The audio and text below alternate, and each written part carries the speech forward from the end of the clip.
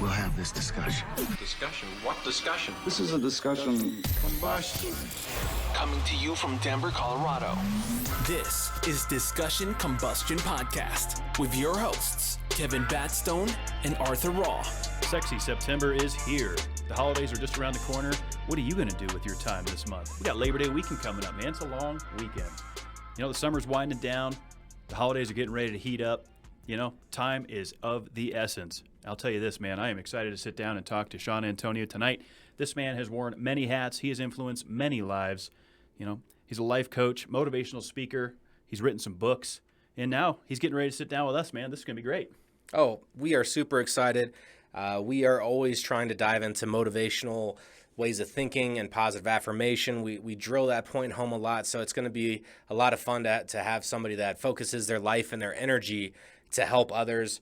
I mean, what a better way to live your life, and we are super excited to bring him in. Heavy energy coming in, man. We're trying to match that energy. Without further ado, joining us via Zoom all the way from the beautiful Los Angeles, California, Shawn Antonio. How you getting on tonight, bud? I don't know why I'm doing guns, but I'm doing that. I don't know. It's happening. Oh man, you got to improv sometimes in life, and you know the guns are always a fun go-to. You know, giddy up. That's right. Why not?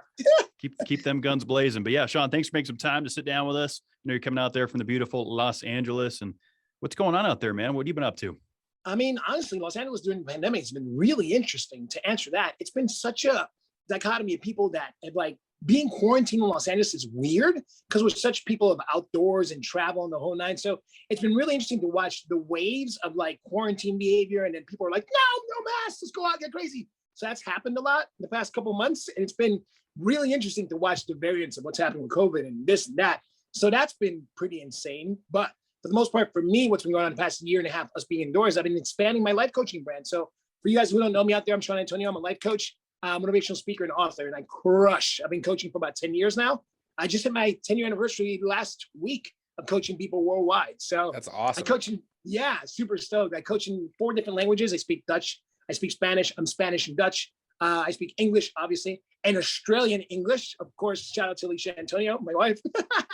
And then I also speak Portuguese. So I coach my people in all those different kind of conversations in life. So for me, I've just been expanding my brand the past year and a half because people, for some reason, the minute it hit LA, we hit the weekend of March 15th. That's when LA got shut down. They're like, all right, everybody indoors, shut down, mask. We're like, what's this thing?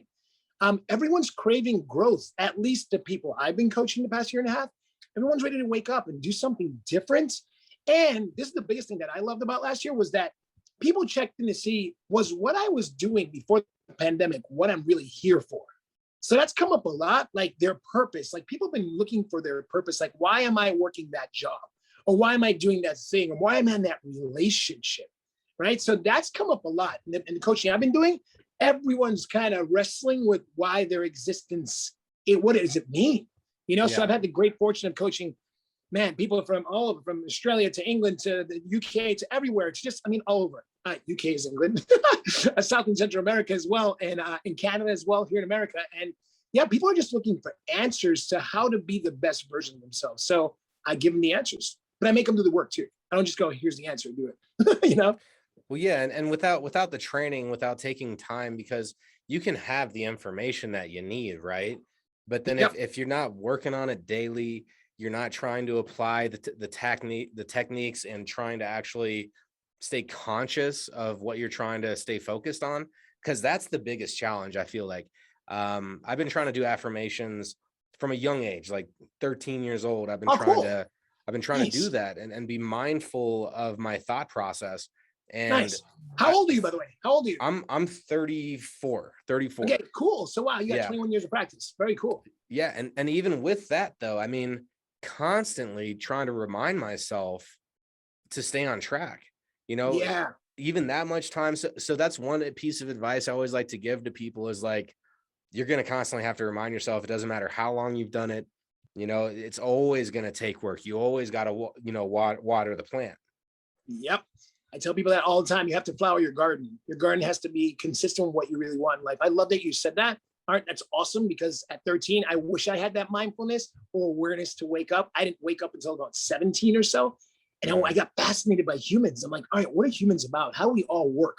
Despite skin color, culture, language, like we're all one human, right? So how do we do that? And I fell in love with psychology back then. And I started reading books and taking courses and doing all these things to become the man that I am today. And I realized we're all in the pursuit of the same thing, a life fulfilled, love, things, right? We all want things. Everybody wants things, right? Like cars and houses and stuff like that. Accolades, right? Right? There you go. Right? The accolades, like somebody patting you on the back for the good job you did and the award that you got. And then we just want to live life by our own accord and being self-expressed. But oftentimes we don't do that. That's the breakdown. We don't do that.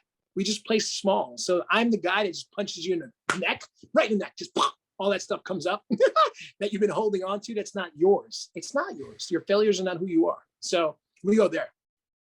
Well, and that's where you got to go, man. I mean, for me, speaking personally, I got real complacent, coming out of adolescence. I grew up in a small town in New England. I moved to Denver, Colorado, and I carried a lot of anger, from a young age out here. And it's something I battle with till now. I'm in my early 30s now. And this podcast is like therapy to me. So I always like to kind of spill it, talk about what I've been through, bounce ideas off, so when you talk about punching in the throat and getting those things out there and really getting down to the roots of what's going on and what you want to achieve, for me, I just like to sit back and really take all that in. The older I get, the more I learn and the more patience I take with it. Cause I'll tell you this, Shawn, I used to blow up over nothing. I mean, I had really? short You got a short fuse, temper? man. Yeah. Short temper. Really? I do. Why is that? Do you know why? Do I know why? You know why? No. Do you get to the source of it? I'm curious. It's got to come from my childhood. It's got to come from being bullied as a teenager, not feeling good enough, doing all that kind of shit that, a lot of people go through at a young age. And I think for me, naturally, it was, okay, it's time to get angry. Oh, got it. Yeah, I totally get that. Because we build up all this stuff, right? Because things happen at us and then we take it out on the world. And that's something I actually talked to one of my clients today about, how we punish the people in our lives for what happened to us in our last relationship, our last conversation, our last friendship, our last failure. We carry that around and we act like we're all good. We're like, yeah, I'm happy. Life is beautiful. And it's not. It fucking sucks because you're not dealing with yourself. So that punch to the throat, it just gets all out. Yeah, and it's necessary, man. It needs to happen. That's what I learned more and more as time goes on, like I was just saying, and there's a lot of things that can get in the way of that too. Social media, we talk a lot about in the show, how that can kind of poison the image on where you want to go. So I think I respect and admire individuals that can dig down and recognize something in themselves and say, okay, I want to reach out to someone like Shawn and say, hey man, punch me in the throat. Let's figure this thing out. Dude, Kevin, I so agree with that. I mean, both you guys, for what you said so far has been beautiful, because my dad said something really beautiful to me a couple of years back, actually last summer. He said, he unfortunately passed away of COVID. He had an ischemic stroke last December. May he rest in love. My dad was my best friend, badass dude. But he said to me, he said, Shawnee, and my friends call me Shawnee. My dad calls me Shawnito. He's like, hey, Shawnito. He's living back in Panama at this time because we're Panamanian. And he goes, God, it must take a lot for people to call you. Like, how is it being a life coach? And I go, Dad, you know what? As some of the most courageous and brave people I get to coach every day, because it takes something to say, I'm not getting it right. Yeah. Whatever it is, whether you're killing it, like a lot of people I coach are successful as fuck. Like what we deem in America or in the world is successful. They have a bunch of money. They have all the toys, the cars, all that stuff, right? But they're not well. And he said that. He said, it takes a certain person to just raise their hand and say, hey, Shawn, I could use your wisdom and what you've done with your life and your brain so I can, quote unquote, fix my life and you're on the right track. And I just love that he said that, because I never thought about the courage and bravery it takes to have that. I myself have had a bunch of life coaches in my time from 2003 to 2008 when I was learning how to be one. I had a bunch of coaches who told me how to live my life and gave me guidance and said, Shawn, you have this unique gift, this voice, use it for that. And I'm like, no, I don't want to be great. I just want to promote nightclubs. I was a nightlife event coordinator for 17, 18 years. And I crushed all over America. I did here, Miami, Chicago, Vegas, Dallas, even Australia, I did some stuff. And it was such a fun run, but there was no point to it for me. Yeah. Like I did all the events. Like, what's the meaning? Yeah. Well, the meaning for me was like, I want you guys to come out to my event and have the best night that you'll never forget. So that was my goal with every event. I did 3,865 events and hung it up. I was like, I'm done. And it was, it was fulfilling to see people lose their minds, have a great time, meet their future business partner, meet their wife, their husband, create business partnerships that last till now. But I didn't have an end goal. I didn't. I was just like, this is a lot of money. This is fun. I'm a former dancer, choreographer, so I get to dance and host people. Yes. And they pay me for it. And I get to throw stuff, celebrity events. It was just like, it's like a dream come true, but there was no play. I wasn't going anywhere. I wasn't clear on what was next for me. Yeah. Until that moment of this happened. Crazy.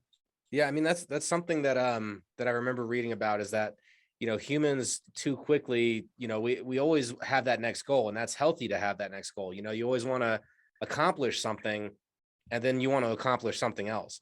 Like you want to keep doing that. And like that's what becomes challenging, because, you know, so many people come up with these major life goals that they have, and then they accomplish them in their late 20s, early 30s, maybe.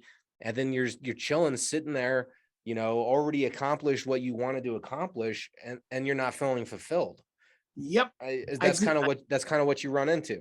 I deal with that all the time. So many people that accomplished their bucket list or things that were major in their bucket list, and they are at the place of now what?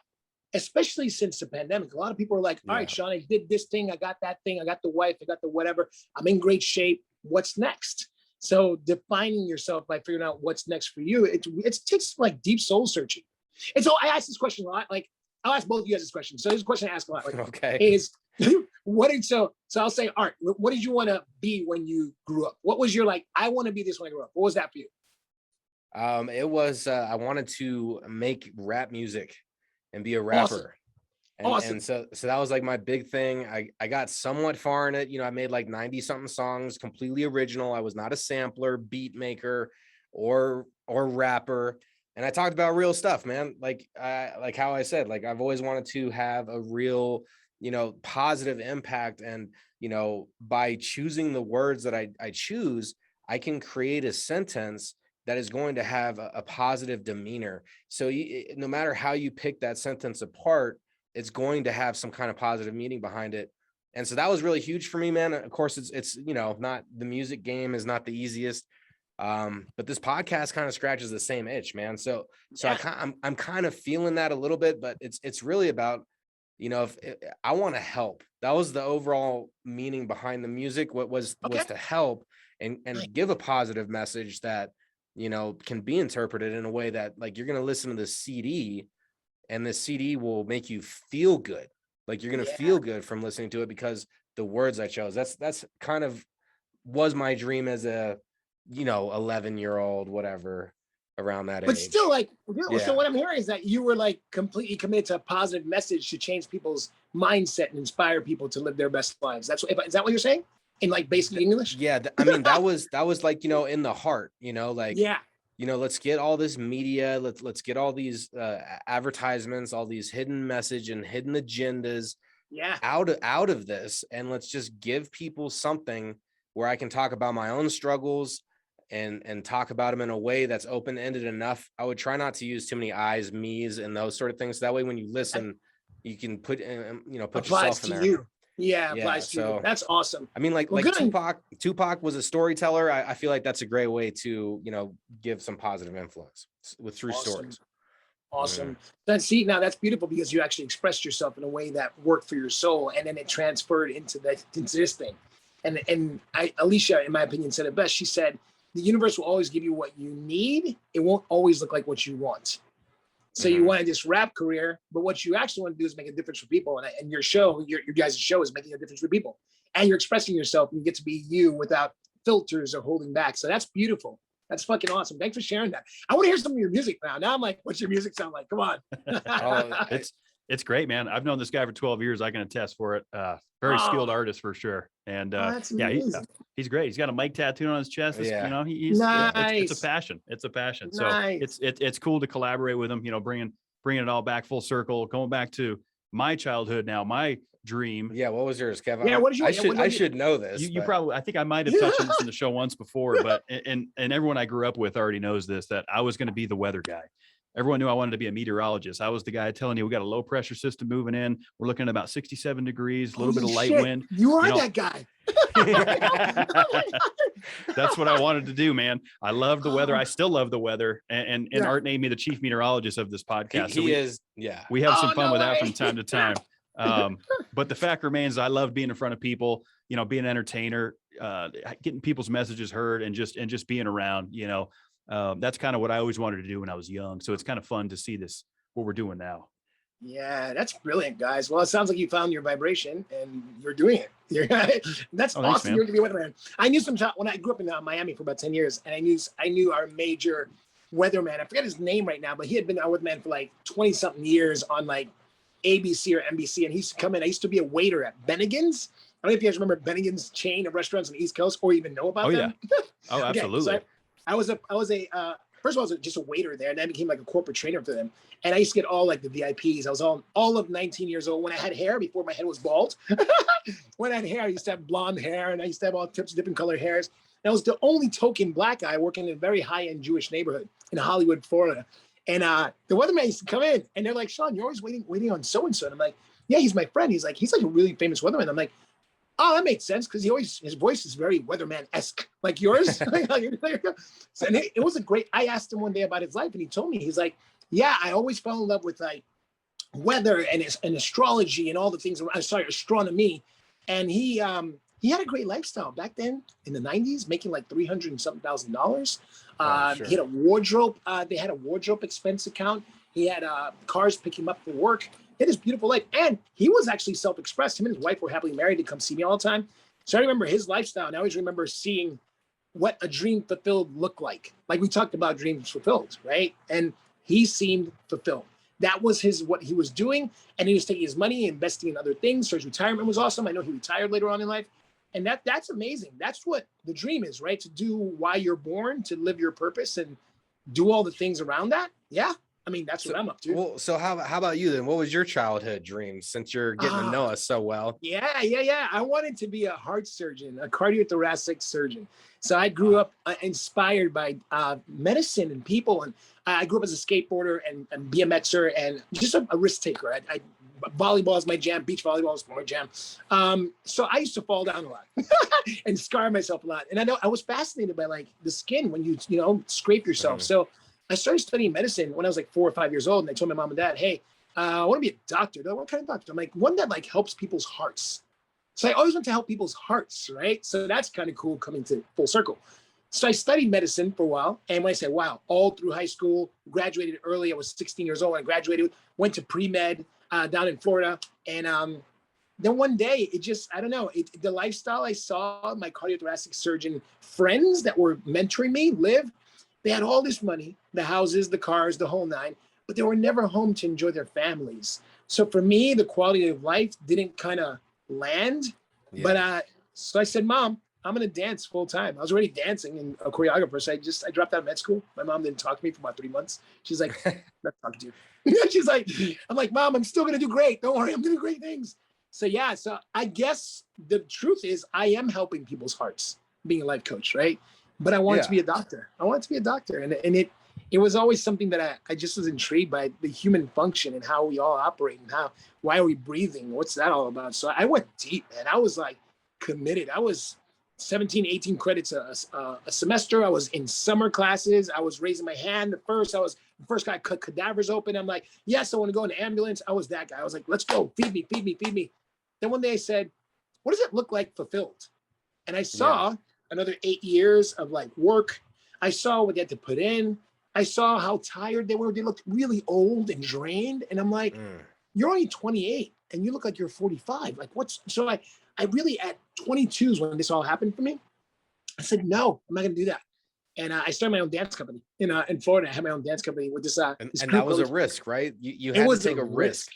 Right? I did. Yeah. Again, Mom didn't talk to me for 3 months. Yeah. So in that risky, I mean, because a lot of people want to do something better for their lives, but then they don't actually take that dive, right? Yeah. So, talk a little bit about, taking that risk and then overcoming, and like, how did that stuff come? Was it through your peers? Like, how did things get resolved? Did it kind of, I'll let you. Yeah. No, thanks for saying that. So the risk is that, I didn't know how to fit in a box. Being a Black, Hispanic, Dutch dude in America, I spent most of my life here. I grew up in Panama from 1982 to 1986.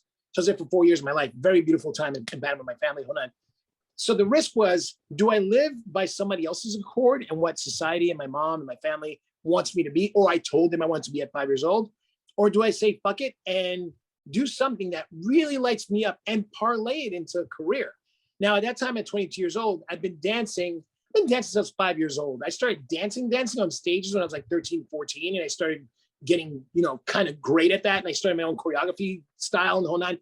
But at 22, I had this moment of belief in myself where I'm like, you know what, Shawn, you can do it. Like, fuck it, take the risk, spend the money, do the thing. Like, my mom's Dutch and she's an amazing woman, but she punished the shit out of me by just not talking to me. And it was really weird because we lived together. And I'm like, Mom, I'm gonna be great. That makes that way more awkward than I ever could have thought that would have been. Oh no, it was you were living together the whole time you weren't talking. All right, we were living together. We were actually in the process of looking at buying a house. And guess what I did? Like a gangster. I saved a bunch of money and I bought the house with my mom out of my dance money. So dropped out of school, right? Like, oh my God, my son's gonna, fall apart. No, I was focused on something else. So I took that risk and I believed in myself and I partnered with some people that heard of me as a dancer and said, Shawn, we would love you to come in our place called the Chili Pepper.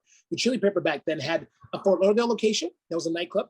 They had a nightclub up in Orlando. They had another one in Coconut Grove, Florida. And then this is all in Florida. And then they had a place called Brant's Break.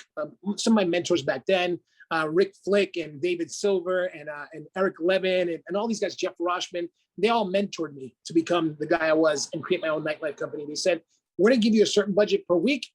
Go with it. Show us what you got. And they believed in me. So 4 people who had never met me at 22 years old as just a choreographer dancer said, we believe in you. We're going to give you a chance. And that for me was like, what? I was like, all right, Shawn. And I remember just putting my head down and going, all right, let's teach everybody I started hiring dancers. All right, go. Start doing this. Like, just start doing the work, right? Learn swing and start teaching swing. All right, take your salsa background, take that and use that. Take your breakdancing background, take that and use that. So I just believed in myself when nobody else believed in me. And my village was strong back then. It was strong, but people were like, back in Florida, back then, 1995 and 6, people were like, take the safe route, Shawn. Wait tables, go back to med school, like that thing. And none of that lit me up anymore. It's just like, I'm not that, the box, I don't fit in that box, guys. I don't have a box. So I'm just going to do that. So overcoming it just took getting out of my own way, like really going, what do I have to lose? And then what actions do I have to take? And what things do I have to get out of my brain about myself, the limiting beliefs that we have about ourselves? What do I have to let go of to be the person I truly am? And I'll never forget my first big performance. I had 4,000 people in the nightclub and I choreographed this big show. And there was a total encore after an 8-hour performance because we performed every 15 minutes. It was like constant for 8 hours. It was exhausting. Yeah. And at the end of the night, the lights went on and everyone in the nightclub was like, I'll never forget seeing 4,000 people clap for something I created at 22 years old by being fearless. It was awesome. So that moment for me was like, that was it. That was the moment. That aha moment. It was like, oh yeah, Shawn, fuck it. You can do anything. Yeah, that's rewarding, man, for sure.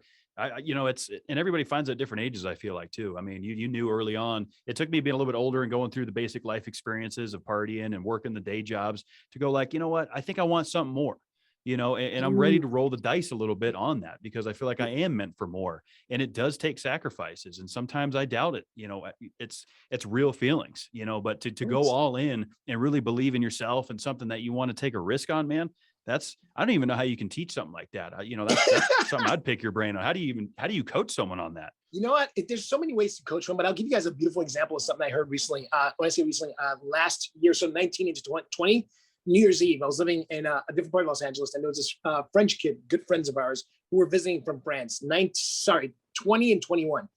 And this one kid, his name is Lenis. I'm still close with him. Good looking, 6'1" French kid, learning English. And I speak a little bit of French, not really, but a little bit, right? So he was going back to France. He lived in Montpellier, France, outside of Paris. And he said, Shawnee, I will be back in 7 months to America. And he said it so like defined. Mm-hmm. I was like, how do you know that? This was around New Year's Eve, 2019, going into 20. So we weren't in lockdown yet. And I go, how do you know that? And he goes, and he looked at me dead in the eyes and goes, Shawnee, I believe in me. And he did this at 20 years old. Like, what? And I said, what do you mean? He goes, no, I believe in me. I will be back. And he legit, guys, he pulled it together. First of all, I asked him, could I steal that quote and make it into the Shawn Antonio life coaching post? And I did. I put it up on my social media. And I quoted him and said, hey, this kid Lenise, this evolving, just the way he said it just landed so deep in my heart. And so that thing just changed everything for me about what's possible for everybody. How you teach belief in self is you unlearn, and I learned this a while back when I started becoming this life coach guy. We have to unlearn all of our bad habits. We have to unlearn all of our jadedness, all of our past pain. Today on my Shawn Antonio Life Coaching Instagram, I posted release the pain.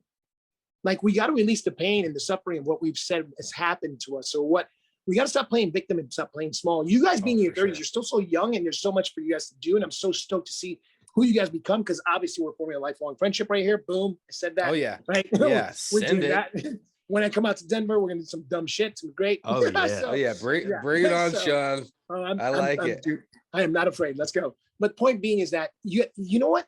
The way I teach my people that I coach, which shout out to all my people worldwide I get to coach. You guys fucking rock. Thank you for making me the man that I am too. You guys teach me a lot too. Is you just got to really decipher what belief systems and what traumas are running your life.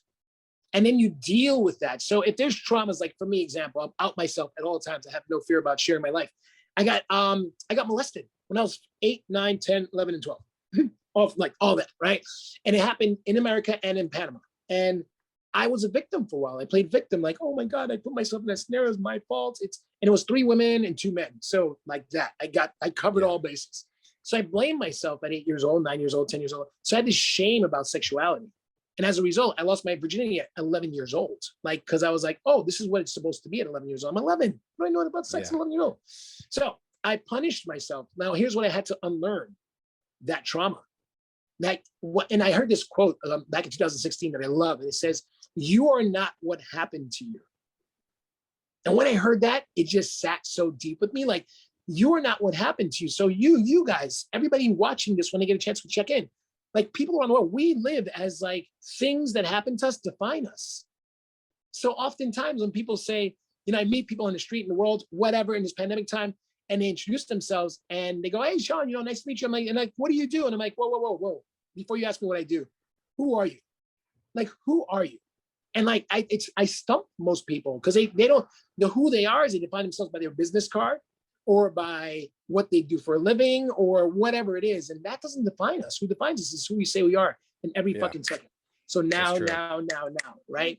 So the practice is in learning all the trauma, all the bad habits, because you guys are white guys, and I'm a black guy, or what, like, none of that shit matters. Like, honestly, that's why I think racism is kind of retarded, because it just doesn't make sense to me. It doesn't make sense. Pretty stupid. I mean, some stereotypes, of different people. Some stereotypes are there for a reason, but to be racist against, a whole ethnicity based on stereotypes is really stupid. Yep. Totally retarded. And when I say retarded, in the most PC way, it's not cool. It's not cool that people do that. And segregation of mindsets and all that, it just doesn't work. And here's the thing: if you're living your best life, you're going to love every second of it. You're going to love all the people in it. You're going to be great. You're going to be generous. You're going to be loving. You're going to be in your best everything, and that's it. That's the way I live. And that's the way I train my people, is to like, hey, let's remove all the stuff, the wreckage, the emotional wreckage, the jadedness, the stuff that got in the way, the things you've been telling yourself, the lies you've been selling yourself about yourself, that you can't be X or do X or have X. Boring. Yeah. It's so true. Yeah. I interrupt them and I say, boring. And they go, what? I'm like, that's get boring. Out of here with that bullshit. No. Well, this looks like a good place to take a break in the action to tell you about CBD. That's right, Mountain Made CBD. You're going to use promo code DCPC to save 20% off your entire order, anything on the website. The clearest, the purest, the most affordable CBD on the market. Man, you got to love this product. Honestly, the company is doing big things as well. They're available nationwide, so wherever you are, you can get Mountain Made delivered to your door or even on your shelf if you're a store that's looking to have excellent CBD products. Again, mountainmadecbd.com is where you're going to go, and that is #GoLikeHell. Go like hell, baby. Today's episode is also brought to you by Wild Outdoor Adventures. That's WOAMEET.com. Absolutely. Now, when you're rolling through the state of Colorado, or you're already here and you want to get to know people, hope for teens, hope for veterans, get to know fantastic people that go out and travel this beautiful state on the trails. It's a great way to meet people, man. It's free and easy to use website, free to sign up. Go ahead and start blogging with people immediately. They're going to tell you the trails to go to, maybe the trails to stay away from, and just meet some great people along the way. Check out their YouTube channel. Kev does a great job at documenting a lot of these adventures, so you can kind of see what you're getting into before you go truly trekking these trails. And that is less dreaming and more exploring. Let's get back to the action. And you're touching on some real things there, man. And being honest and being because like I overcame like a super long opiate addiction. I air that out here all the time because I need to remind myself of that, and I need to, keep myself in check and stuff. But people too often because life is tough, right? Like life is going to throw curveballs at us, and you want to hold people responsible for that, right? Or whatever it is, like, that person made my day bad or this and that, and I want to hold them responsible for that. But this was a Will Smith thing that I was listening to, and he was all like, sure, like, you didn't create that, but it is your responsibility to see how you want to treat yourself through this. Like, sure, that's not your fault, but it's your responsibility to pull yourself from the bootstraps and make something out of this, and so I feel like that's an important thing to talk about. And also, being neutral and having a level of awareness, because a lot of problems we want to push into the back. Like we don't want to think about them. We don't want to be aware about it, but you really have to look at it dead in the eyes. You got to look it dead in the eyes and stare at it until you understand, and then be neutral with it. Like, you can't change what happened, but you can change what you want to do with it. Like, how you said you played the victim and then you changed your mentality, so it's like you have to get this level of neutrality, and then from there, that's when you can start building. But it takes constant reminders. Like, when I'm having a tough day, I'm like, man, today's tough. I'm having a tough day. And I'm affirming that I'm having a tough day to myself. And I have to remind myself, I got this. Yep. I'm a pro at what I do. I'm about to crush this. And it's that little bit of mentality shift that changes the whole energy, because no matter where you're at, the mind is always going to speak negativity upon yourself. Like, and is the more that you can be aware of that and, change that track, then the better off you're going to be in the long run. Yeah, you've said some gold. Thank you for saying all that, because what you said earlier about mindfulness and awareness is really, really huge, those two things. And then the ability to actually own the space you're in. So what I heard there was, and it's one, like you said, the Will Smith quote. I heard this quote. I have no idea who wrote it. No one claims it. It's anonymous, but it said, was that a bad day? Like, did you have a bad day, or was it a bad 5 minutes that you milked all day? True. And oftentimes we milk that 5 minutes, that moment, that thing, that person said something, that flat tire, that thing, all those things. I have two books out in the world. One called Be the Beast You Are. It's on Amazon. It's $8. It's been out for almost, I just hit my 4-year anniversary this year. It's been out since July 2017. So yay. And in Be the Beast You Are, thank you, gentlemen. I talk about how it's a flat tire syndrome. We have a flat tire on the way to work. What do we do with that? We take that energy all day and we go, oh my God, the day's work. So you're a black cloud walking around, right? So you got to catch yourself, like you were saying, Art, is catch yourself when you're allowing yourself to let circumstance define your mood, your attitude, the way of being. Like, everything has a lesson. All the things have a lesson. And we're all students. That's what Michelangelo said. He said that they interviewed him when he was Michelangelo, famous painter, Sistine Chapel, that guy, right? They asked him at like 72 years old, 73 years old, they go, Michelangelo, what's your secret to success? He goes, my secret is I'm always being a student. Always being a student. And I'm like, if you're just always being a student, like as a life coach, I know a ton of shit about psychology. I've read all the books, I've read not all, but a ton of books, done a ton of courses, spoken on stages, like all that stuff, right? But I'm always learning more. Like, I have a stack of 30 psychology books over there that I'm powering through, and I'm like, I'm reading. Like, you can always up your game. So like, that's a really great example that you said, Art, about catching yourself, because once you say something or be a certain way, the impact is there. So the catch is, and I was talking about it today to one of my boys I was coaching, is having your brain fall in love with your mouth and also your heart. So listening to your heart, right? So your heart's speaking loudly, and we ignore it oftentimes, right? So it's like getting your heart and your mouth to fall in love, and in your mouth and your brain to connect such that everything that's in your brain that's clear, precise, beautiful, and from a place of integrity and self-expression, it's coming out of your mouth properly. It's not filtered by past. It's not filtered by, you know, a racist moment. Like, I've been racially profiled a bunch. So what? I'm like, good for you. Racial profile. That's cute. Great to meet you, bro. Good luck in life. You know, like, I don't have a thing about it. Have I'm fun like, with that negative ass perception you have. Yeah. All right. no, I'm so not interested, my friend. Oh, and your wife is hot. Boom. You know, like, stuff like that. But, but you know what I'm saying? Like, it's just, I don't know. There's so much to do in life, and we waste so much time being somebody we're not. The fuck is that about? What's that about? Why are we doing these things? Go ahead. Yeah, please. Come. It's so true, Shawn. Yeah, you're speaking to kind of who I was in my 20s, man. I really, it's taken me surrounding myself with positive people like Art and a lot of people that have taught me things along the way, and then just real life experiences. I mean, you know, I'm still learning with my girlfriend. You know, we're living together now, and just the energy that I carry into the house can dictate how the evening is going to go. And I have a tendency, 100%. like we talked, you know, like you just mentioned there, you know, maybe something didn't go well in my day. What am I going to do with that? And that's still something I'm grappling with is, am I going to let this thing affect my entire day and carry this energy out? And Art's seen it. He's seen me go down to the gym here in the studio to go get that aggression out. And I've gotten better at getting it out and not letting it contaminate the rest of the evening. But man, I'll tell you, man, it takes that conscious effort and just being aware of that situation. I have to work for it. You know, it doesn't come easy, speaking from experience, you know? Yeah. Well, I love what you both said about that too, because, and thank you for saying about your opiate addiction, Art. That was really brave of you. I'm sure you speak about it all the time freely, right? I love the freedom with which you said that. But, you know, the goal for you, Kevin, is like to get to a place where that thing happens to you. And I have a quote that I came up with years ago. It says, and I say this to my clients all the time, what happens to you and at you is for you. So what happens, so think about it. So what happens to you, right? So something happened, Kevin, that day that pissed you off, triggered a past conversation. You had a shortcoming, you didn't speak your truth, you didn't play 100%. That failure happened, or you hate failure. Oh my God, failure, right? So all that shit happened. So that happened to you. What happened at you is up to you, right? And for me, I look at it as like, what's the lesson, Shawn, that you need to learn here where you drop the ball? Like, there's something that you're not paying attention to. There's an awareness, a mindfulness, back to what you said earlier. It's like, there's a mindfulness of what the at part is.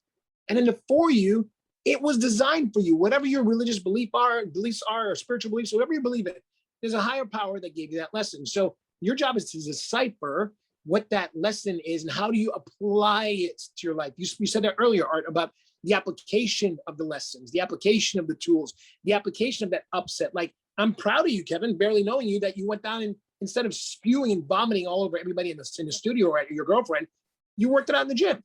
And then hopefully you came up with an answer, right? Yeah, I did. That was a game changer for sure. Just making those little in the moment things, I think, is what I've learned, is being in the moment, capturing it. What are we going to do with it? It's still a constant battle though, Shawn, you know, and there's always things to learn and things I can get better at. And that's just being aware of it, I think, has helped me, you know, get in the right direction. I mean, seeing the growth from when I met Kevin till now, I mean, you couldn't have, like, you know, felt better. Like, it's probably like when you've been coaching somebody and then you just see them turn it around.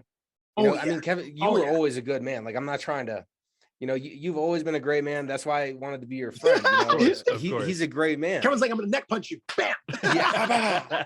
But yeah, I mean, life is full of hard changes. And if you're not willing, I mean, you know, just for my personal example, like with opiates, for the longest time, I thought it made me excel. I thought it made me sell better. You know, I had all these falsehoods in my mind about it. And until I said that I'm an addict, I got a problem, I want to change, then it didn't happen, you know? And then you got to be ready for the long, hard road, because that road, like Kevin's, was not instant either, but that road was 5 years for me. From when I said I was an addict to when I finally put it down and changed my thought process about it. It took like 5 years. And I know it wasn't easy for Kevin either. And I mean, both of us probably still struggle with, you know, thinking about the dark arts, as Kevin says. Sure. The dark arts are out there. We're constantly battling it, Shawn, you know, and it's just, what are we going to do each day? I totally get it. And I heard two things, which, first of all, for you, I heard that the underneath of that is why and how you became an opiate addict, and why were you possibly hiding out from yourself? Like, there's something, a reason, a story, a thing you had in place that possibly caused your addiction, whether it's just DNA or genetics or inheriting it from your parents or whoever, right? or something you use to escape or unlock something in yourself. And oftentimes I've coached a ton of addicts, and I still do. And there's always something missing for them, that they were searching for that outside stimulation, dopamine hit thing, right? Or excuse to speak their truth, right? Like a lot of my alcoholic friends, they drink because it gives them freedom to be themselves. I'm like, cool, how about we not drink and work on what's missing there, you know? And like with you, what I heard too, Kevin, with you, is that there's like this huge thing called hidden expectations. Me and my friend Ron, I was coaching him about it. And we have all these secret expectations, and when they don't get fulfilled, we get mad, but we didn't tell anybody. Like I didn't tell my wife Alicia that I don't know, like I didn't tell my wife Alicia that I'm always this hyper when I first met her, right? I just said, hey, I'm fun. Here it is. She calls me annoyingly positive. She's like, the one thing I hate about you is you're annoyingly positive. I'm like, Yes. yeah. I'm like, I'm wired this way, but you know, one of those things you got to manage is what are your expectations of life? Pardon the helicopter where West Hollywood, Florida, by the police station around the block. So It sounded like a dog barking manically. Oh, really? In the earbud, at least. That's what it sounded like to me. It sounds, oh, cool. Yes, it's the West Hollywood Sheriff's Department. We're in their flight pattern, so they're flying over to a place. But point of that expectation conversation is that, you know, the truth is we set ourselves up for failure. So we don't tell people what we expect, right? And then when they don't do it, we get mad. So there's that thing. And then there's the other side of that. When we tell people our expectations and then they don't do it, we get even madder. So we set ourselves up, especially in romantic relationships. We're really shit at saying what's really real for us, or setting healthy boundaries, which is a big thing that I speak on a lot. Healthy boundaries and letting people know what really works for you. Like sitting down with your girlfriend. Like, I don't know how long have you been with your girlfriend? You're Kevin? Yeah, we've been off and on for about 4 or 5 years now. So, but consistently the last 2 or 3, things are getting better. But yeah, it's cool. Yeah, and what's there is to do there is just sit down, have a real conversation about your boundaries, your expectations, what you guys want for each other, your future of what you're creating, the now of what you're dealing with, your flaws. We talk about, I call them chinks in the armor. Alicia and I talk about our chinks in the armor all the time. Like what is something that you're carrying that is not consistent with who you are? And getting rid of those chinks, like knocking them out. Like I used to be super defensive, outing myself, because I was really, and growing up in Panama, they call me travieso. Travieso means mischievous. And I was very like, ooh, what's that? Let's do that. Ooh, what's that? Let's do that. And as a result, I got in a lot of like little trouble, nothing legal, but like stupid trouble. My grandmother would always be like, how was that today? And I'm like, yeah, I got some new scars. Threw myself down some stairs, came home. I have an upside down T on my eye from falling downstairs in Panama with roller skates. I was like, you know, I'm gonna throw myself down these stairs, roll down, blood everywhere. Oh. Learned the lesson, did it better the next time. You know, like, but the point of all of that is that there's a certain point in time where we got to speak our truths and really set up. Like, I'm really happy to hear you guys are back together. It sounds like there's something special about you guys. And then there's getting to know each other as you grow together now and learning what works, what doesn't work. And my defensiveness came from being in trouble as a kid all the time. So Alicia called me out back in 2014. She's like, hey, I say something to you and you immediately defend it. And I go, I do? She goes, yeah, you do. You immediately defend it. I'm like, oh. So I stopped and I went, let me look at that. What is that? And, you know, I was coaching at the time too, but I wasn't present to how defensive I was. And I realized I got it from, you know, growing up as a Black kid, mixed race in Brooklyn, New York for a bit. I was always like the alpha kid that just like ran shit and did shit, but I was always like leaned upon and I always get in trouble for being blamed for like opening that gate or playing with that neighbor's dog. And it was like stupid shit. So I carried this thing like it's always my fault was my story. My story was like, it's always my fault. So my automatic speak was defend. So my sentence, my soundtrack, my elevator music was like, oh, it's always your fault, Shawn. So immediately I'd go into like, no, Alicia, I didn't do that. Like, and she's like, whoa, bro. Like, hey, what's that about? Like she cared enough to like call me out and I looked at it and I got clear. Never been defensive ever since. Because then I get to grow. How cool is it that somebody loves you that much? They want to tell you something about you that doesn't work. Like something that you're doing that's shit. Yeah, no, absolutely. And that's been a learning curve for me too, because my girl's really good at pointing that out. And that's kind of where we struggled, you know, the first time, because going back to, you know, some of my previous trauma and some of those things that get triggered along the way, Art can attest to this too. As soon as I'm questioned about what I'm doing, like, oh, you're not doing that right, I lose my shit, right? And so then I would channel that energy towards her and then all hell would break loose. So dialing that back, taking the constructive criticism, and weighing it, taking it with a grain of salt and a spice of pepper, so to speak. You know, it's kind of all starting to make sense. Yeah, that's beautiful. I like the way he said grain of salt. And what else did he say? A spice of pepper. Spice of pepper. I like that. Green salt spice. I like that. That's awesome. Yeah. So cool. Yay. Guys, I'm having a blast with you guys. You guys are awesome, man. I'm really loving your vulnerability and how honest you guys are. I'm having a blast with you guys. Oh, I mean, you're a pleasure to talk to. Kevin and I are getting our free coaching session. Yeah, we're right getting our now. therapy Yeah, session, man. This You is know what I'm therapy, saying? bro. Like, you're getting to know us. We're getting to know you. We're all three of us vulnerable. Just doing it. So here, quick, would you rather? Because I mean, I could talk for 5 hours about. Oh, we could go on and on about positive and like we're gonna continue on that, but a couple little switch ups here. So if you could be the leader of any other country in the entire world other than the United States, which country would you be the leader of and why? Ooh, cool. Easy. I'd be the leader of Egypt. Here's why. Egypt, Okay. I went there in 2011. It was magical. Why I say magical? Because my experience, at least, was I was there for 2 weeks, and they were so loving and accepting, and they were generous with their energy. Now, Egypt, top of Africa, all of their neighboring countries speak different languages. So when I got there, looking the way I look, and my beard was a little bit bigger, it's also a Muslim country, so you can't wear clothes with anything on it. It's just everything has to be monochrome, one color. So I had to cover up. I have a bunch of tattoos. I had to cover up my tattoos, all that stuff. So I had to wear like toned down Shawn clothes, covered, right? But what I loved about when I got to Egypt was that they were all inclusive. They all spoke about 5, 6, 7 languages. So they'd meet me and be like, "Hey, brother, are you Nubian?" Like I had this big beard, and I'm like, "No, I'm Spanish from Panama or Colombia." And they're like, "Oh, brother, hablas español." And they go straight into Spanish. And I'm like, what? So my judgmental ass, like my a little bit of racist was like, "You speak Spanish?" Like I'm the black guy speaking Spanish and I'm judging them, right? I never forget going to a bunch of different temples and watching the tour guide speak Japanese, speak Chinese. Yeah, I said that, Kevin. I didn't know the Egyptian culture did that. So the why is how generous and beautiful they were, and the history, guys.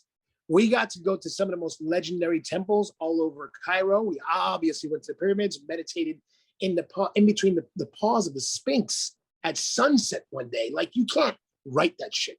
Like we had a 2-hour meditation. What kind of energy is to be had in between those paws of the Sphinx? Like you got to think about the energy there, like the thousands of years that people have been there, 5,000, the energy it took for it to be built. Like I could see that being on some other level shit.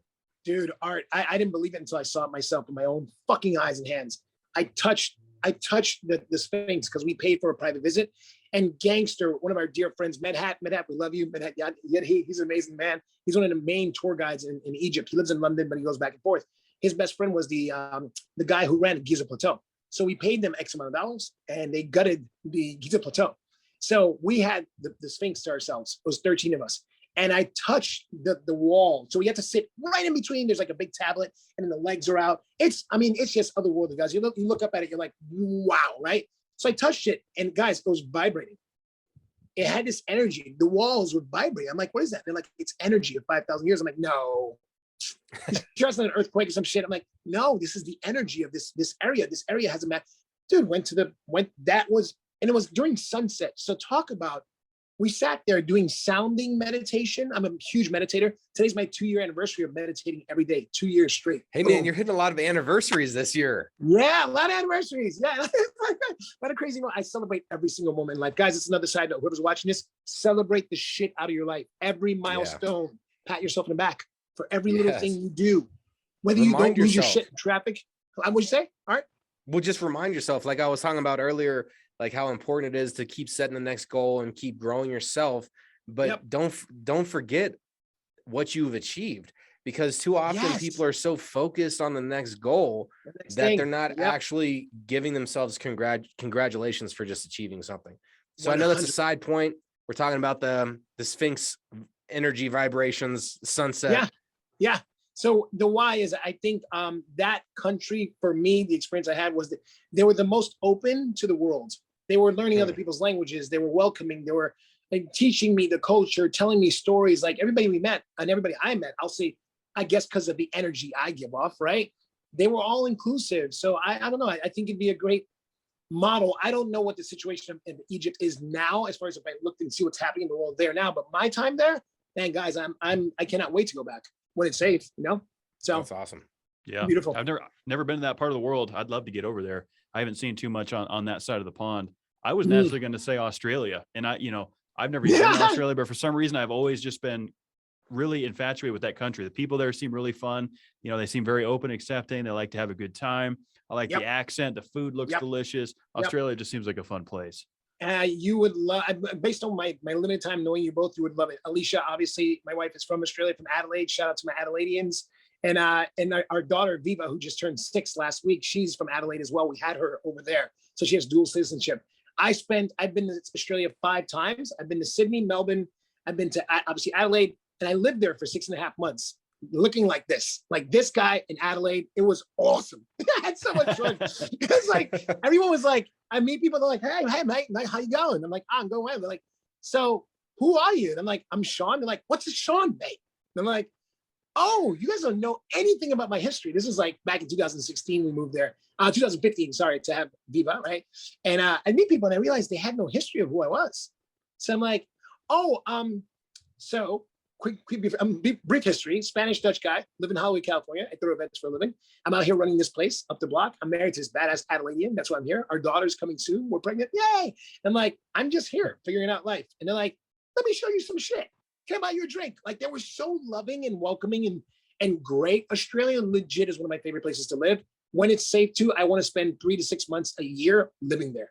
Alicia, take some convincing to get her back. But yeah, it's awesome over there, man. They live, man. What I love about them, I'll leave you with this, is that they work to live. They travel 2, 3, 4 months out of the year. They travel. The corporate Australia, most big companies pay you 6 weeks of vacation time, so you're effective as an employee. So you have to take 6 weeks off a year. America, come on. I know, man. It's a little different out here. I mean, it's tough. You got to work hard, but that's the thing though, is as hard as you have to work, you still got to work on yourself and work on being relaxed. Work-life balance. Because if you're not getting both, then you're going to get burnt out. You're not doing enough work, then you're super bored, cabin fever. If you're working too much, then you're looking like the 28-year-olds that you didn't want to be like when they were in surgeon school. Exactly. So it's you got to find that balance, and it's an important thing to do, because we all need to earn money. We're born into society. Money is a tool, so you got to use this tool correctly. But if you can enjoy your time earning that tool, then life is going to be better. That's the name of the game. Yeah, that's really what it is. Controlling our time and money, doing something that we enjoy. What's the ultimate goal? For me, it's happiness, it's joy, it's enlightenment.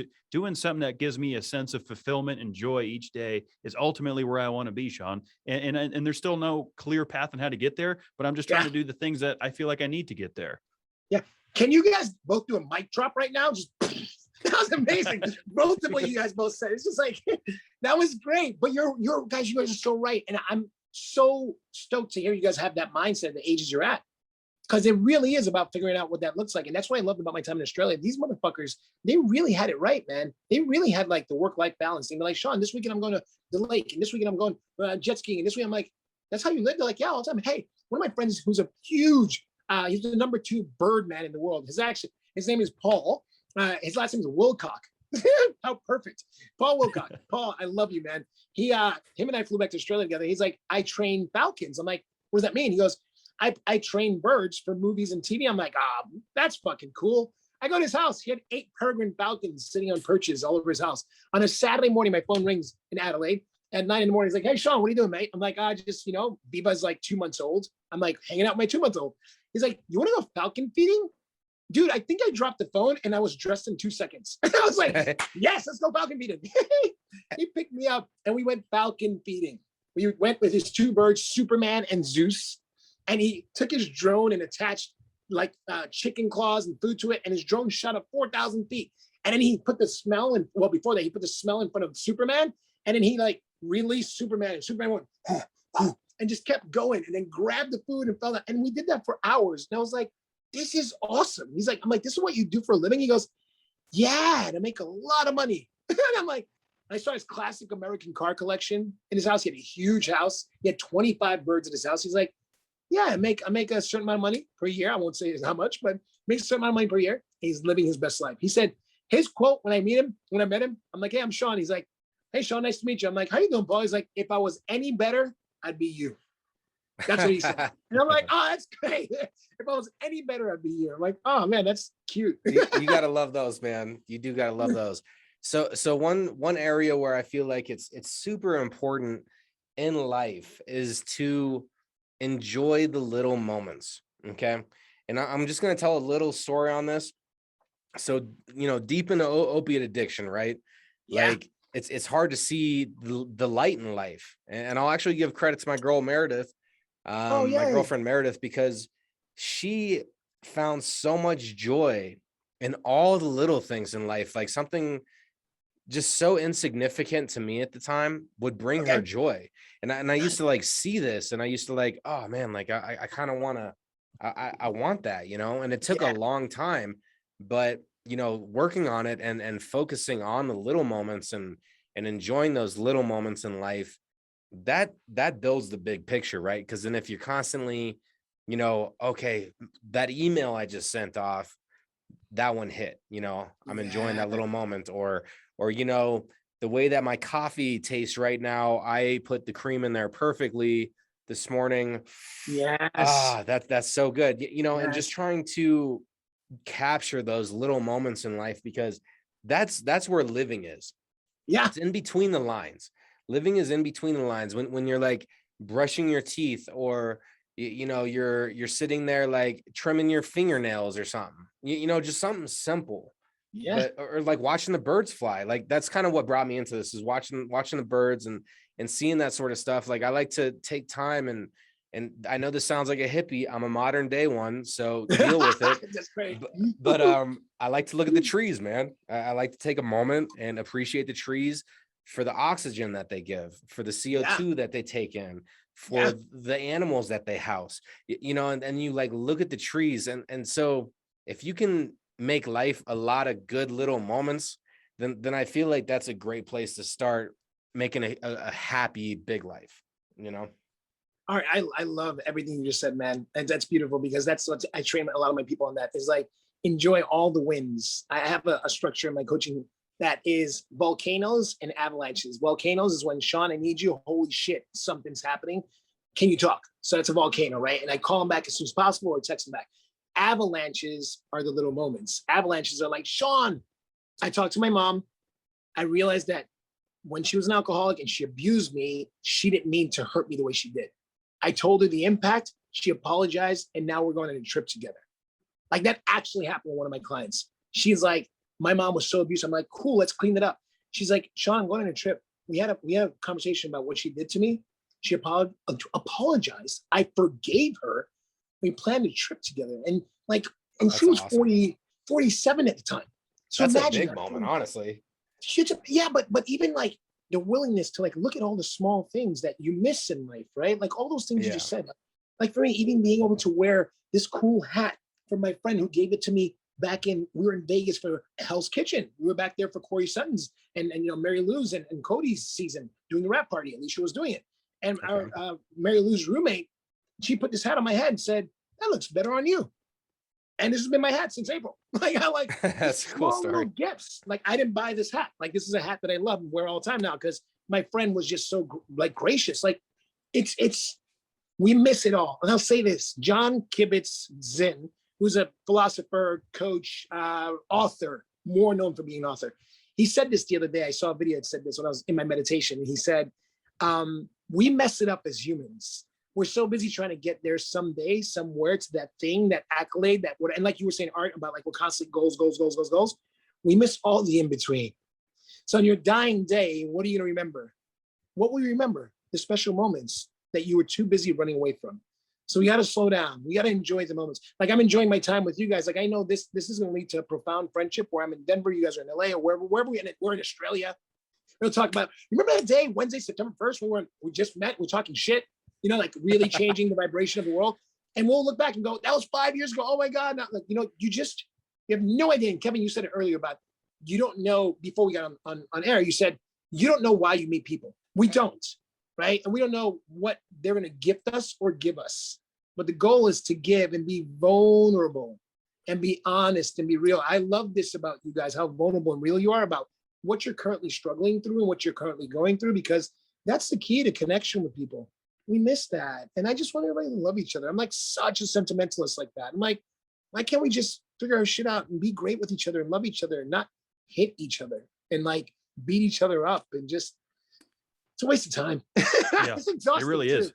It is. It is exhausting. Yeah, it is. It's just that negative energy. It just draws it out of everybody, you know?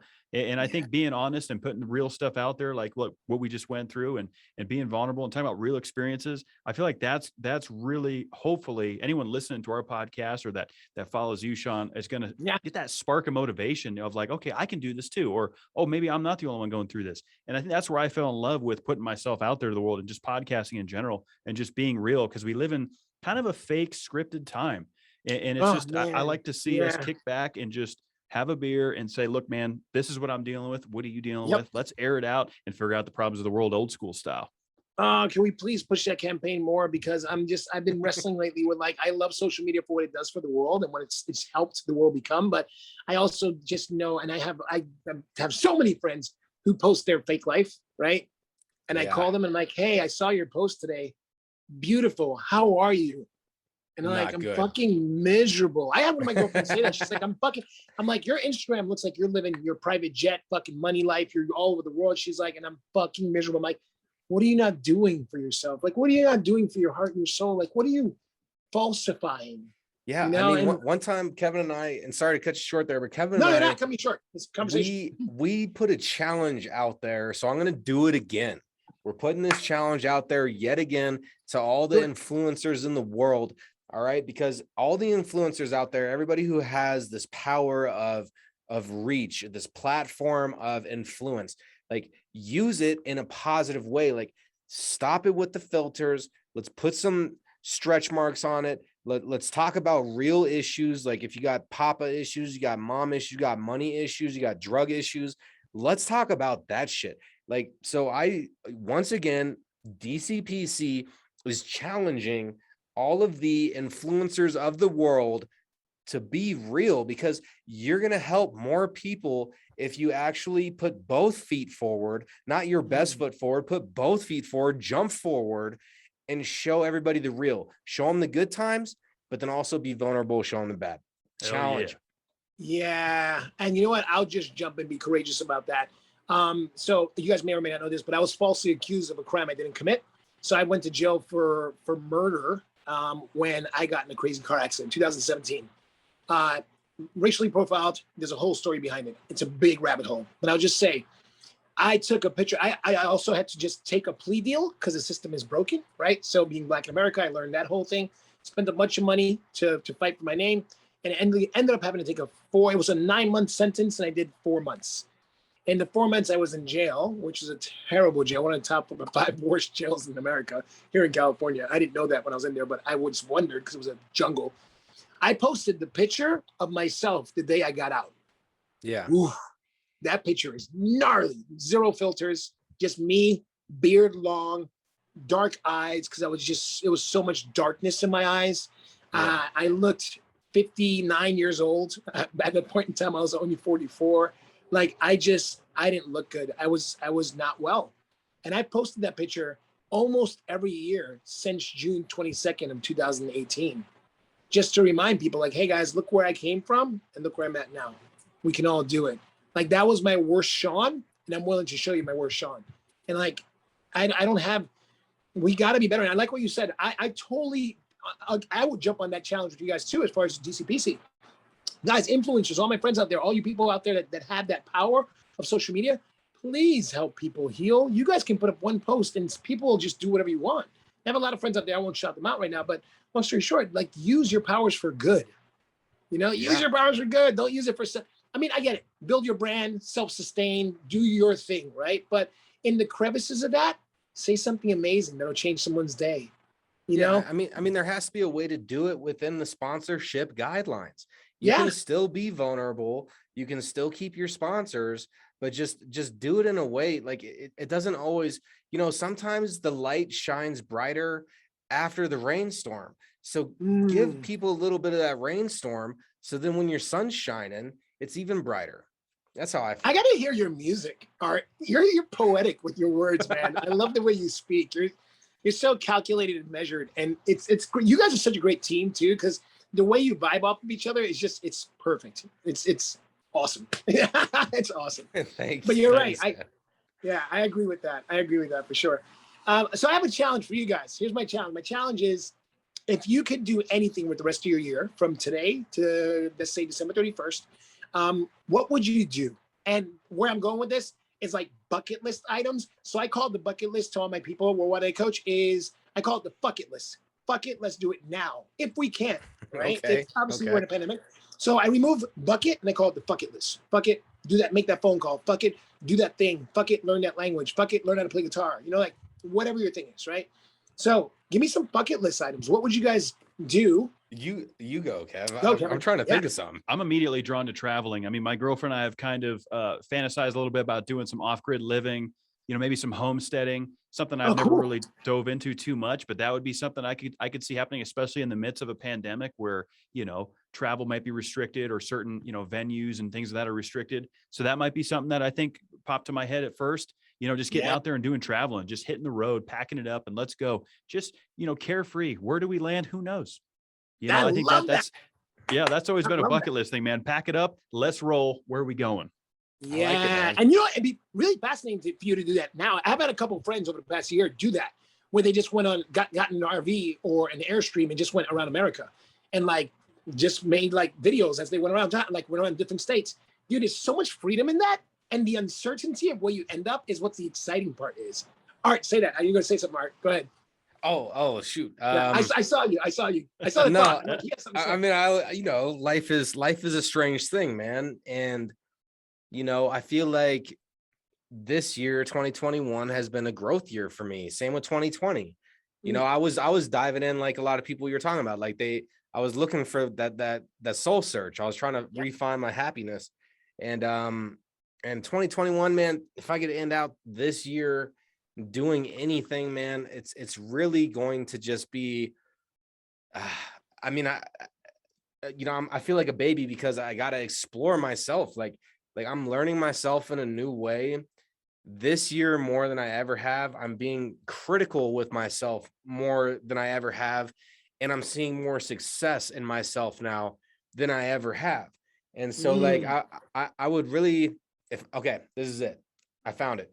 All right. I was waiting. I'm like, I'm fishing. I'm like, I'm putting raw article back out there before the end of the year, and that's the alias. That's the rap alias is article. So I'm putting article back out there, and I'm gonna start creating music again, man. That would be a bucket list thing right there for sure. Yeah, I'm excited about that. You know, we're going to hold you accountable for that, right? Like we're going to be on your ass about that, right? Art? Oh, like, yeah. It's on record now, Shawn. You heard it. Everybody's hearing it. We're holding his feet to the fire. I'm going to come up with some new tracks. I'll write some down. They're going to be powerful as fuck. That's what we're going for. By what date? Give me a date. Oh, man. Yeah, like that. Holding your feet to the fire. Okay, it's quick. You know, it's coming quick. You know, how about this? I'll throw one out. I'll give you a little bit of space. I'll say so we're September 1st. I'll say by, let's go Halloween. By Halloween. So that gives you 8 weeks. You got time. Okay, that's generous. That's generous. I'm being generous. I would usually say a week because I'm that head coach. I'd be like, a week, let's go. But you know what? I'm going to give you some space to like redefine who you are, because you said you're soul searching, right? In other words. So you're trying to figure out who you are today, right? So like soul search your ass off the month of September, pen to paper, October 1st.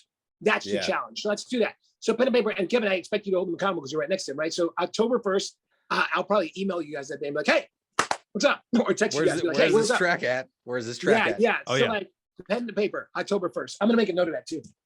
So October 1st, we want something wrong. Yep, it's game on. It's a reality. He's not slipping away now, Shawn. His feet are held to the fire. Okay. Yeah, no, I'm getting excited for this, man. You know, because my music now is different than it's ever been. You know, it's like it's you know, being through the struggle and still struggling while trying to touch success. You know, I feel like that's the album. Now's the time, man. Now's the time to speak to the people. Well, too, also, guys, we have time, quote unquote, right? We're in a pandemic. I don't know how it's been up in Colorado, but I know for the most part, we've been all over the map here in California. It's like, it's time. We have the time to like be creative, and we got to reinvent ourselves. And if you have a talent, this is what I say to all my talented people. I'm a drummer. I play drums. I've done all types of sports. I'm a badass. I'm learning guitar. I've been learning it for fucking ever. I suck at it, but I'm getting better, right? So point is, if you have a skill set and you're not sharing with the world, you are being a stingy motherfucker. That's what I call my friends. I'm like, and my people, I'm like, if you have a talent that you're not sharing with the world, what's stopping you? I get it. It's head noise, internal noise, fear of failure, fear of success, which is something I discovered this past year of coaching with people, that people's fear of success is bigger than their fear of failure. So the fact that you could do that thing and win that thing and become that person, they're more afraid of that than actually doing the other thing. So for you, don't be a stingy motherfucker, Art. Like, if you can do that and you've done all this stuff, man, like, no, man, like, get out of your own way, my friend. And Okay, you know what? Maybe, so with what you're talking about, yes. I mean, I have a boatload of MP3s I could just drop. That's a bit effortless, right? Like, that's not too hard. That's not what we're saying. To find. That's Yeah. easy. So what I need to do is go back to the roots. I need to make a raw article beat, Yep. from scratch again. Yep. And then put it to paper, write it, record it. And that would make me really happy, man, because one thing is that, like, I always fear, no, you feel like you're missing out on something when you're not doing what you are meant to do. Like, you feel Yep. like you're missing out on that. And as much as the podcast scratches that itch, it's not the same fingernails given the scratch. Dude, look at your body language. Look at the energy you just woke up with. Look how excited you got. You shifted by saying all that. Look at you. You're different right now. Like, right now, you're different, right? Because you shifted. Because what you got present to is that, and by the way, I'm gonna remove the extra steps because you added extra steps. What I heard is it's time for raw article to create I spoke it in Spanish, artículo, is to create the beat. And dude, freestyle it first. Fuck it, freestyle it and then write. How about that? Because if you hear a beat, like I'm not a rapper. I can definitely spit. I'm not a rapper. I've done spoken word. I can do that, right? No problem. But if you can spit off the top, you've done 90-something tracks. I'm sure there's a bunch of shit in your head, like Machiavelli, like Tupac, that he just released when he was gone, right? So, dude, create the beat, get on the microphone, just start spitting, see what comes out, press record. And then, because that extra step is something I teach my clients too. I'm like, we create extra steps to get in the way of our dreams. So we have a perfect excuse to not fulfill it. So on October 31st, when I hit you up and I say, hey, did you get it done? You're like, Shawn, I got the track done. I wrote one song. Like, no, how about by October 1st, you did a track, we got the track. All right, cool. October 2nd, you freestyle. See what happens. October 3rd, you go, oh, that was really great. Blah, blah, blah, blah. So now it's October 15th, you got 6 tracks. Not like, that's the kind of ferocity we got to live life with. Sorry about that. Somebody's calling in. I'm not supposed to be talking to right now. But yeah, long story short about that is like, that's the kind of ferocity we got to live our lives with.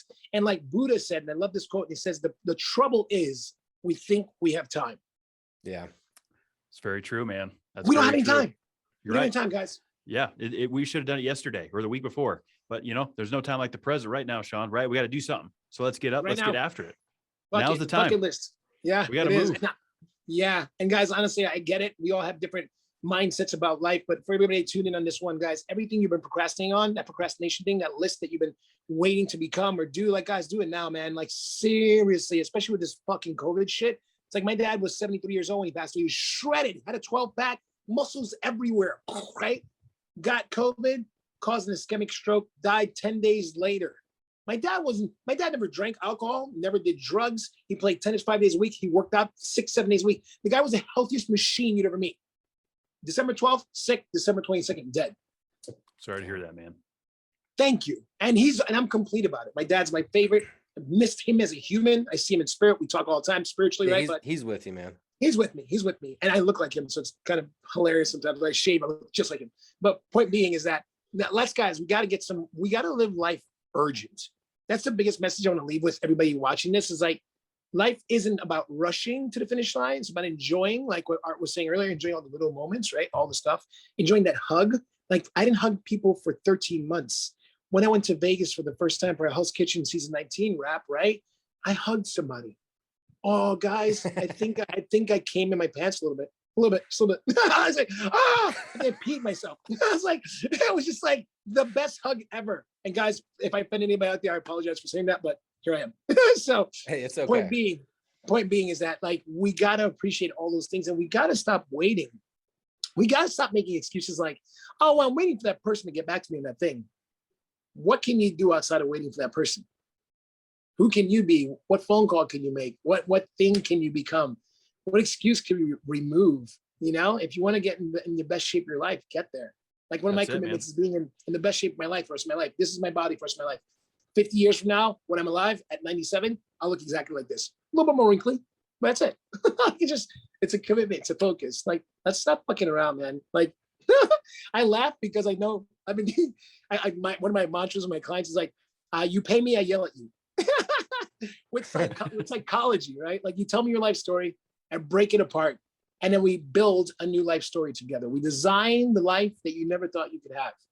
Yeah. And that's my favorite part about living my purpose. I was born to be a life coach. I didn't know what life coaching was when I first started becoming this thing. And I was like, what's a life coach?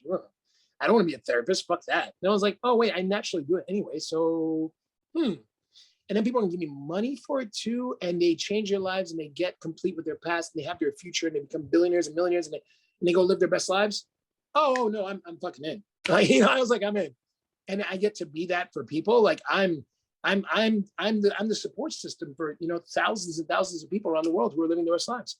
Like, how cool is that? Fulfilled. Amazing. Check. Life purpose. Check. Doctor, right? Saving hearts. I am. Yeah. Just different. Just on the different side of it. But yeah, no, that's powerful stuff, man. That's really awesome stuff. You found your purpose. You got great energy. Great mindset. I mean, it's almost a little bit contagious. You just got that je ne sais quoi, if you will. You just got that natural motivational feel like, okay, yeah, he's doing it. Well, I can do it too. And we need people like that, man. Keep doing you. You're crushing the game, man. And I'm happy to call you my friend now.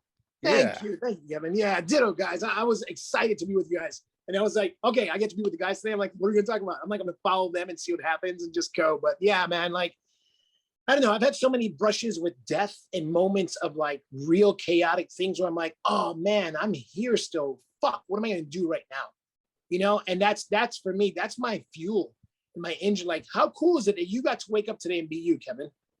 How cool is it that you got to wake up and be you today, Art? Like, that's fucking, for me, that's everything. Like, you woke up with breath in your lungs. Like, especially right now during this pandemic, like, people are dying, healthy, unhealthy. It's just, people are dying, right? So like, how dare we slap life in the face and take it for granted?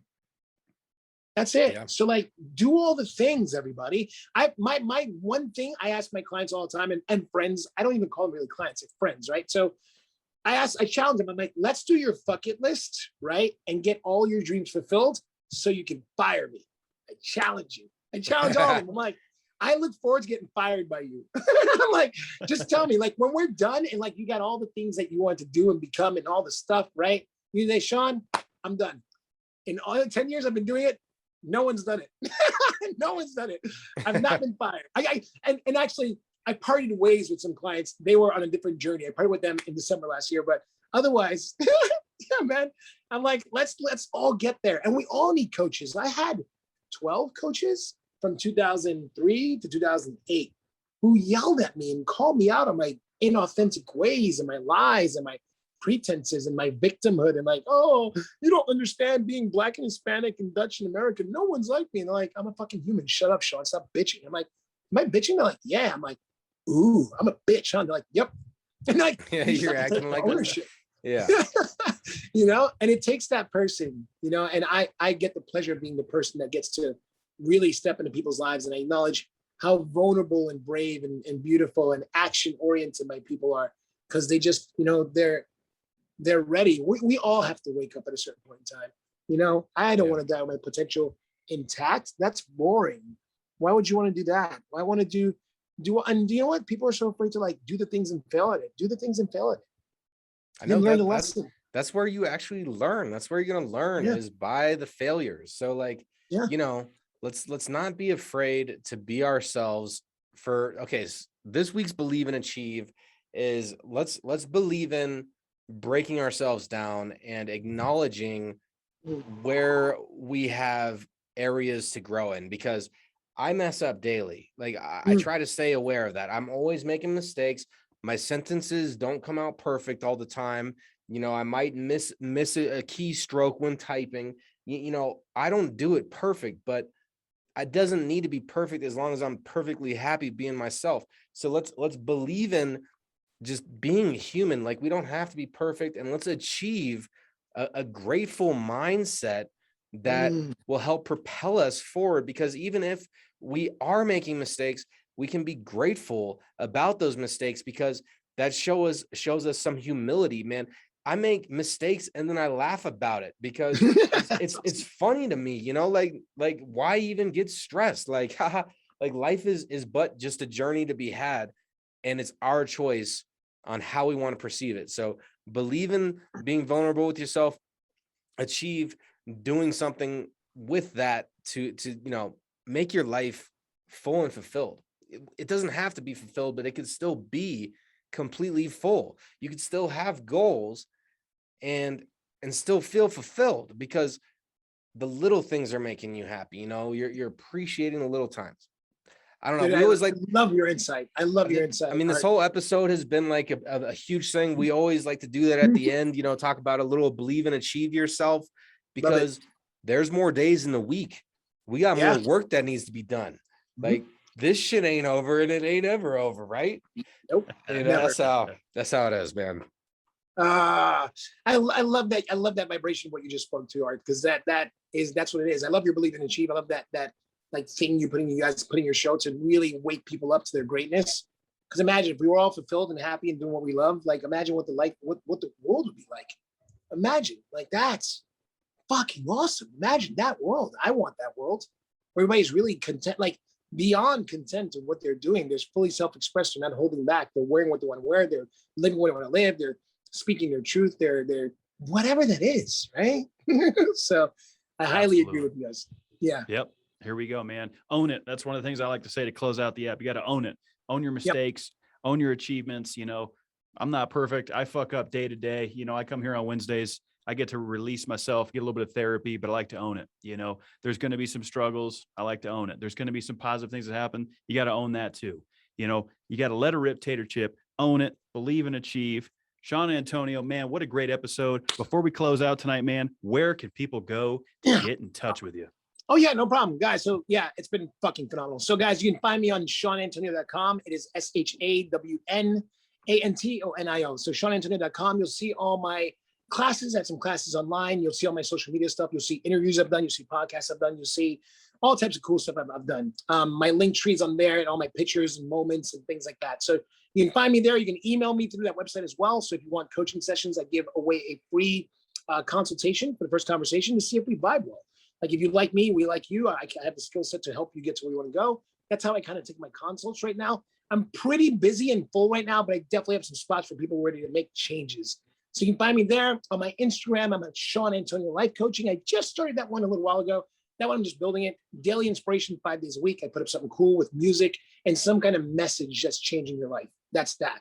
Otherwise, yeah, my website's the easiest way to get a hold of me, guys. And once I get a hold of you, it's on. It's on. Meaning, like, I'm texting you from my personal cell phone, and I'm like, hey, what's up? Let's talk. Let's get in the call. Let's schedule some time. So I'm on a mission to change, and I need you guys' help. So you guys are out there, and also Kevin and Art, I'm on a mission to change 1 billion people's lives. So far, I'm at like 5 million that I've met over the past, I'll say 25 years, that have impacted personally, that I could say I made a difference with that person. So I got so many more to go, 995 million more, right? So I need everybody's help to change the world. It's done. Let's go. It's done. Let's go. Game time. We'll add 2 more on that list right now, because Kevin and I are feeling fucking good after meeting you, man. Man, all the listeners, we hope you had a fantastic time. Shawn, Kevin, and I, we're gonna keep chatting after we hit this stop button here. But man, what a pleasure! And everybody out there, please remember: be good to yourselves. You deserve it. Ooh, I love that. Boom, mic drops.